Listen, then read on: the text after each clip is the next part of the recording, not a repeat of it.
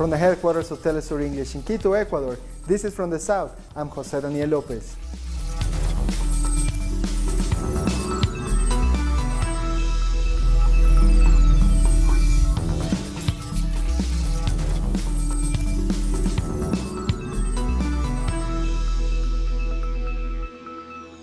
Brazil's military police have invaded a landless workers' movement camp in the Chapada do Apodi region this Tuesday.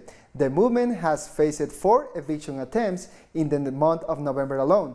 The community set up a barricade and is negotiating with the police to try to prevent the enforcement of the eviction order. Families brought out musical instruments to the barricade. Meanwhile, Bolsonaro has labeled them terrorists. The opposition leader of Brazil's lower house had this to say about the eviction attempt. Right now, we are at the Workers' Party bench, sending our solidarity to the families at the José María Tome camp. For more than 4 years, 150 families have lived on this land, but before this, they had nowhere to live or to work. For this reason, they occupied the area that was totally unproductive land in order to make use of the lands to grow food. And after 4 years, with the violent wave that's going on throughout the country, they are criminalizing social movements, and this is making its way to Ceará, and specifically the landless workers movement. So there are 150 families who live in this camp, and they deserve our solidarity and support for their struggle. The greatest dangers for Brazil's indigenous communities come from agribusiness, mining, and lodging companies. On top of that, 90% of the doctors in their territories are said to return to Cuba following attacks by President-elect Jair Bolsonaro. Continued attempts at appropriating indigenous land by foreign interests is the main reason for the increase in human rights violations against indigenous people in Brazil. Ours is a continuous fight for Guarani lands. Women and children are dying. We need to respect our roots and find a way to stop such aggression. The greatest dangers for indigenous communities come from agribusinesses, logging and mining companies. If President-elect Jair Bolsonaro keeps his campaign promises, indigenous land will see even greater reduction in size. This incoming government is threatening much more oppression for our people. They say they will take away our lands. This put us on high alert. We must protect our rights. We don't know what price we'll have to pay, but we are resisting. Now, these communities face yet another problem. 90% of doctors who treated them are returning to Cuba after the president-elect made insulting comments about them. Our people were suffering before the Cuban doctors arrived. After they came, everything improved. But now we are back to where we were. We need the help they provide. When they leave, who is going to help the Guarani people? According to the latest census, almost 1 million people make up Brazil's many indigenous communities. In 2017, over 100 of them suffered violent deaths. Over in Peru, social organizations and trade unions are joining together to demand that former President Alan Garcia not be granted asylum in Uruguay. They want him to face justice. Trade unions joined the protest against the possibility that former President Alan Garcia could be granted political asylum in Uruguay. Protesters marched to the Uruguayan ambassador's home in Lima to make themselves heard. He stole. He hurt our country. He stole so much money under the guise of large construction projects. He pocketed it all. That's the truth. Union leaders say that if given asylum, his crimes will remain unpunished, and not only those related to corruption. They also mention the crimes against humanity committed during his first administration in 1986, which included a number of massacres. This is the second time the justice system has gone after Garcia, but we can't allow him to escape justice again. He must face the punishment for his crimes. For experts, the fact that Garcia sought refuge in the home of a foreign diplomat points to the fact that he is aware of his culpability. If the Uruguayan authorities deny his asylum, the prosecutor will be able to immediately order Garcia's arrest, because there is a proof he's trying to evade justice. Everyone is now waiting for Uruguay's decision in the matter, as there is no set date for them to announce it. And Uruguay's former president, Julio María Sanguinetti, believes that Garcia's asylum request will negatively impact bilateral relations with Peru. Sanguinetti says all the details of the request should be carefully considered before a final decision is made. He says this is necessary so as to preserve strong diplomatic ties.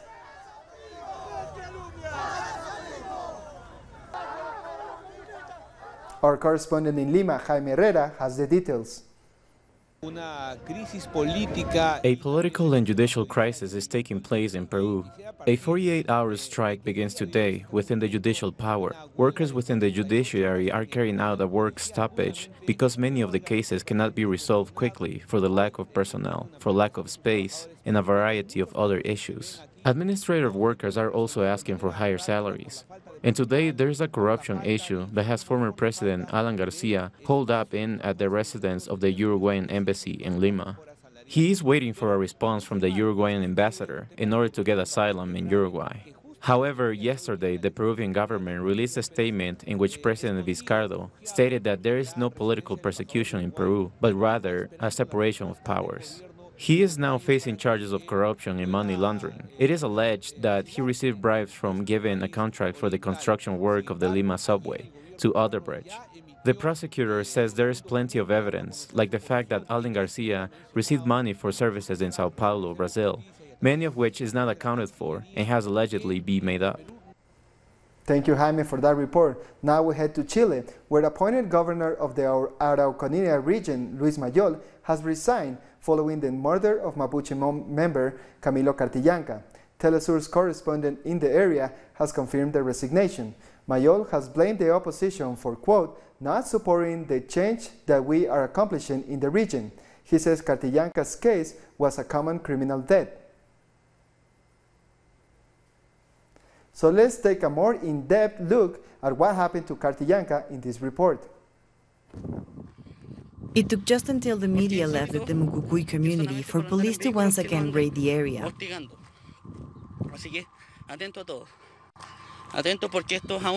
Even after killing one of us, they continue to harass and criminalize us.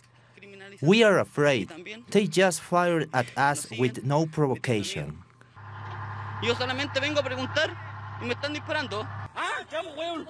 6 people were wounded, among them a pregnant woman who had to be rushed to the hospital. These people say they can no longer tolerate state terrorism.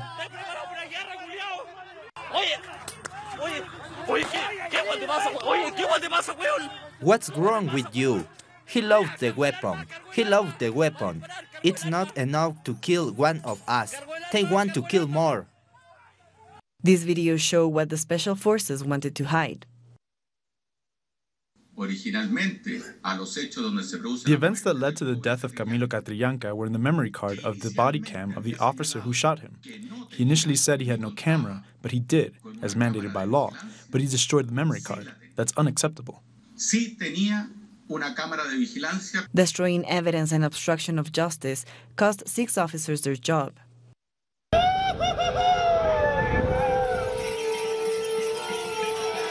But mourners know who is responsible for Camilo's death. Chadwick and Mayo must leave their post. They are responsible for what happened. They treated my child as a criminal.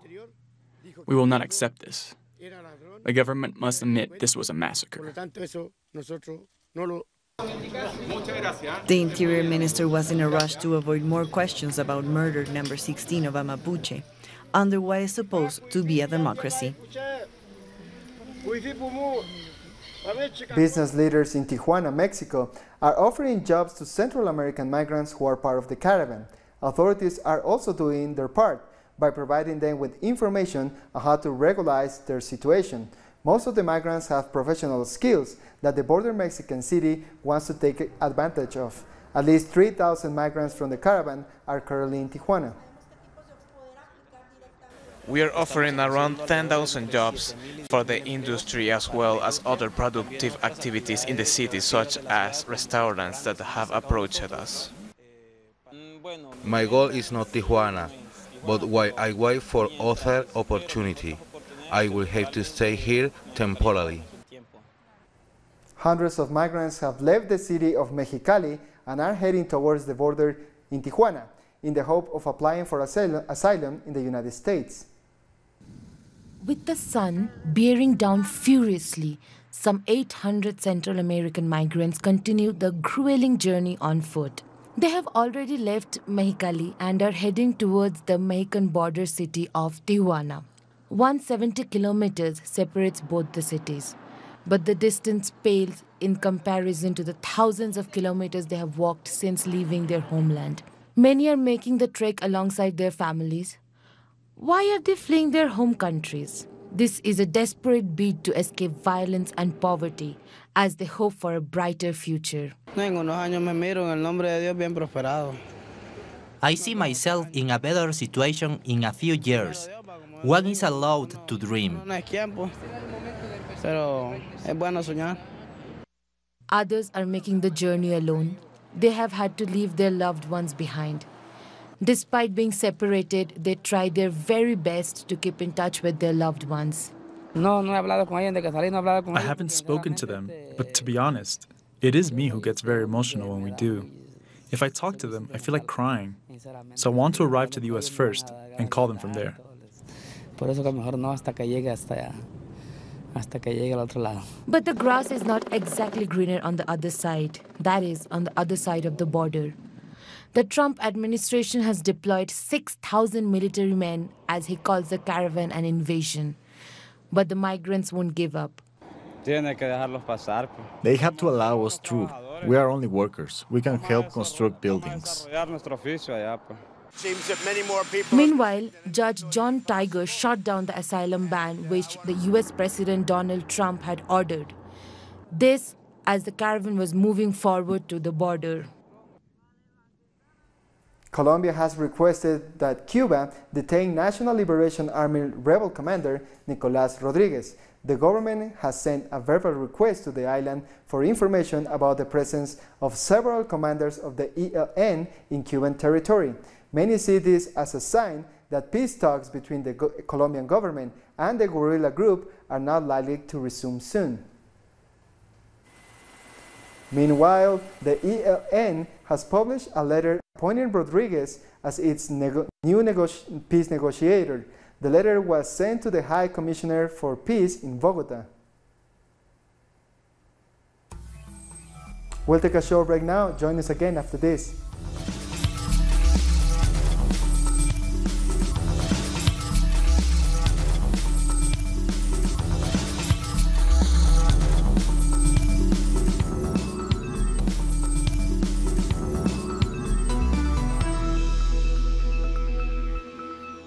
Welcome back. It has been 1 month since former Ecuadorian Vice President Jorge Glass began a hunger strike. Relatives of Glass have called national and international authorities to take action and review the former vice president's case.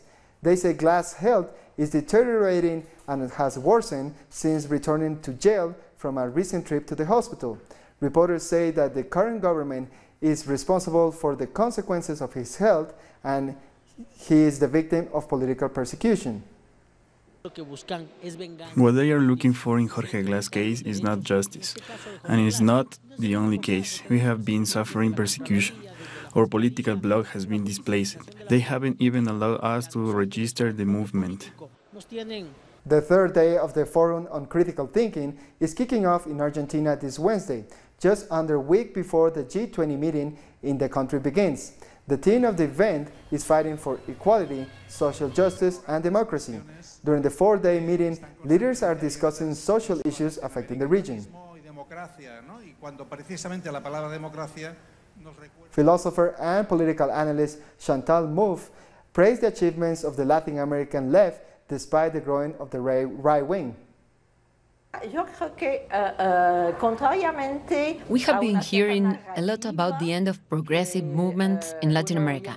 And yes, many right-wing governments have taken power. Neoliberalism is strong at the moment, but there are also positive signals, such as López Obrador's victory in Mexico, which is a very progressive movement. And former Colombian President Ernesto Samper also highlighted the importance of integration among South American nations. Integration has never been as important as it is now. Our region is facing multiple challenges, especially economically, as many other countries are facing a crisis. It has affected us in such a way that we even experienced an ideological shift. Such issues shouldn't have pushed us to where we stand now. Our union has survived both through left and right-wing governments before. This is not an unfamiliar situation, to have more right and left-wing governments at the moment. Dozens of toys and stuffed animals have been placed outside the Colombian Congress to protest child sexual abuse. Demonstrators are demanding abusers to be brought to justice and that the victims receive the support they need. On average, a child is sexually abused in Colombia every 30 minutes. Only 30% of the cases go to trial, according to the NGO Aldeas Infantiles.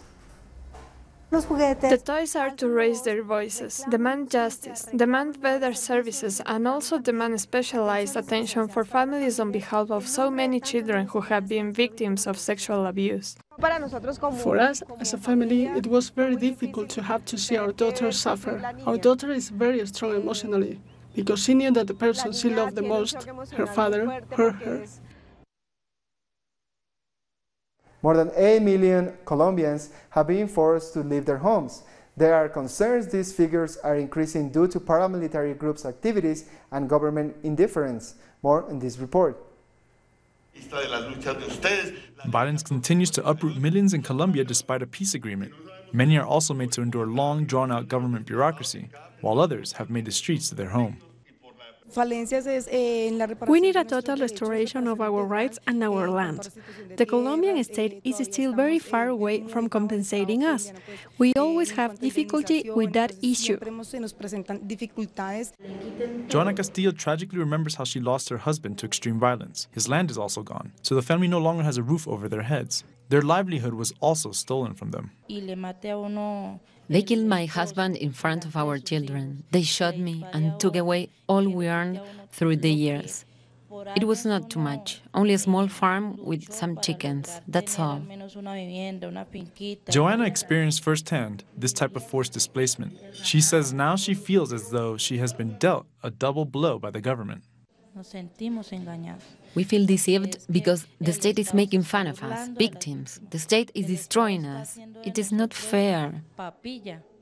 According to the victims' registry, close to 800,000 people have been forced out of the places they once called home. It's mainly happened in Catatumbo, Antioquia, Chocó, Cauca, Nariño, and Meta. We are trying to develop what the 1448 law says about victims. But we have achieved many spaces where victims can be involved. We have lost many partners in the battle right now. Victims demand that President Iván Duque and the government bring an end to displacement, which is endangering the lives of millions. Victims are also asking the authorities to guarantee that Colombians' rights are upheld. St. Lucia's main opposition party has filed a motion of non-confidence against Prime Minister Alain Chastanet. The St. Lucia Labour Party calls for his immediate resignation over allegations of abuse of public office, unsustainable fiscal deficit, and misuse of state finances. The opposition also raised concerns over the Prime Minister's healthcare and education policies. Bolivia's Central Workers' Federation has endorsed the candidacy of President Evo Morales. Morales thanked the union and the National Confederation of Professional Artists and Musicians of Bolivia for their support. He also said that with the help of anti-capitalism social movements, the movement for socialism can win the elections. We've learned and understood that we are at the service of Bolivia. I thank your decision of supporting my candidacy in the next election. This will be an interesting campaign. We are an organized society against the empire. This campaign will feature the social movements against neoliberalism. More news in a minute. Stay with us.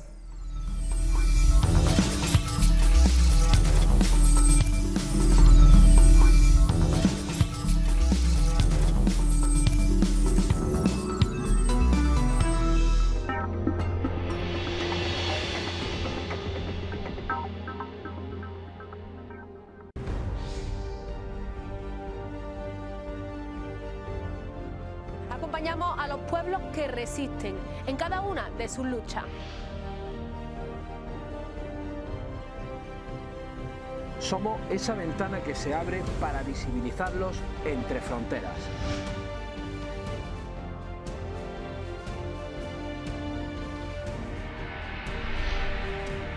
Thursdays, only on Telesur.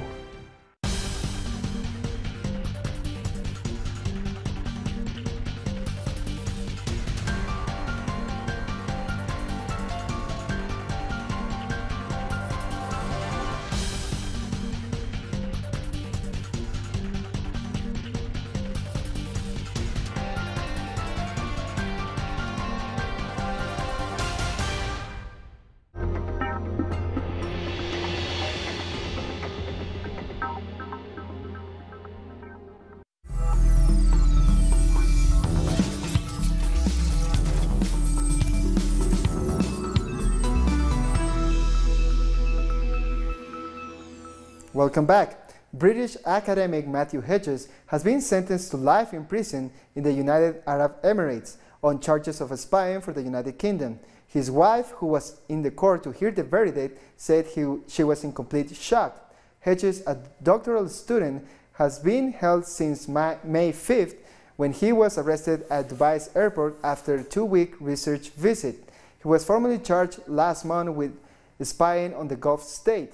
In an immediate response, Prime Minister Theresa May expressed disappointment over the ruling. We are, of course, as he is, deeply disappointed and concerned at today's verdict, and I realise how difficult and distressing this is, both for Matthew Hedges but also for his family. We are raising it with the Emirati authorities at the highest level. My right honourable friend, the Foreign Secretary, is urgently seeking a call with the Foreign Minister Abdullah bin Zayed. During his visit to the UAE on November the 12th, he raised the issue with both Crown Prince Mohammed bin Zayed and the Foreign Minister, and I can assure my honourable friend and other members that the Foreign Office will remain in close contact with Matthew, his family and his lawyer. We will continue to do all we can to support them as they consider the next steps, and we will continue to press this matter at the highest level with the Emiratis. United Kingdom Prime Minister Theresa May is in Brussels to try to iron out the remaining hurdles in her country's divorce with the European Union. May's trip is part of her efforts in getting out of Brussels' Brexit arrangement that she can sell to her parliament. With only a few days to go before the deal is signed, she's still facing pressure back home and from her Northern Ireland allies who fear that the deal will weaken British sovereignty in their province. Renault CEO and President Carlos Ghosn has been temporarily replaced by Thierry Bolloré after Ghosn was arrested in Japan. 55-year-old Bolloré was chosen by the car's company administrative council.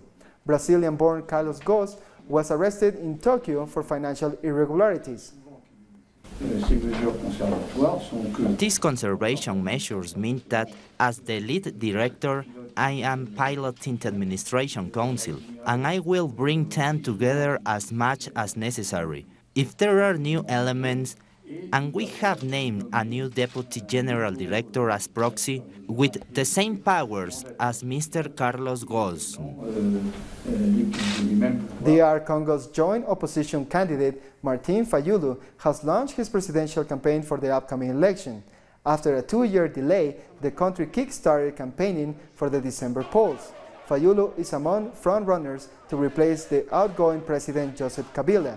Kabila was held onto office despite his term having ended nearly 2 years ago. Around 40 million people are eligible to vote. The message is that there is a common candidate, and you see all the groups that make up the opposition are there. The joint candidate is here. I am the common candidate. I represent these groups. I am a spokesperson, a standard bearer for credible, transparent, peaceful elections and for ensuring prosperity in Congo. Interpol has announced that Kim Jong-un of South Korea was chosen as the new president of the organization after the previous head was detained and went missing in China. He was elected to replace Meng Wanzhou, who disappeared in September 2018 during a diplomatic visit to his homeland. Later, Beijing said that it resigned over bribery charges. The new president narrowly beat Russian candidate Alexander Prochong, who currently serves as Interpol vice president. Prochong's candidacy was heavily opposed by Western nations. British rock star and founder of Pink Floyd, Roger Waters, has visited indigenous communities in Ecuador's Amazon region. He was showing support to the communities affected by decades of oil pollution by the multinational Chevron Texaco. Telesur sat down for an exclusive interview with Roger Waters. So this is the story that we're looking at here in Ecuador of an American company coming in to focus on the bottom line for its shareholders, with no concern for the people or the politics or the needs or the development of the people who actually live there or who've lived there for the last few thousand years at all. That is the sad and sickening thing about the American empire, is that they've fucked up so many other places, and as did the British, I have to say, as do all colonial empires. They really screw things up. They don't help anybody to progress or go anywhere. They only hinder the potential the human race has to develop in a progressive way.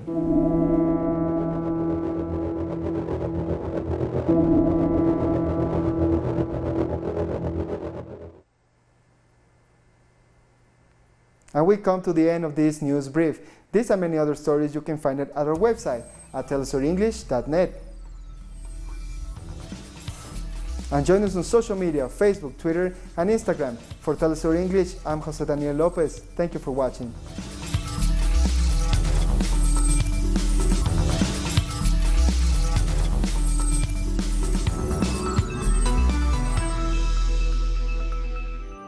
Enjoy our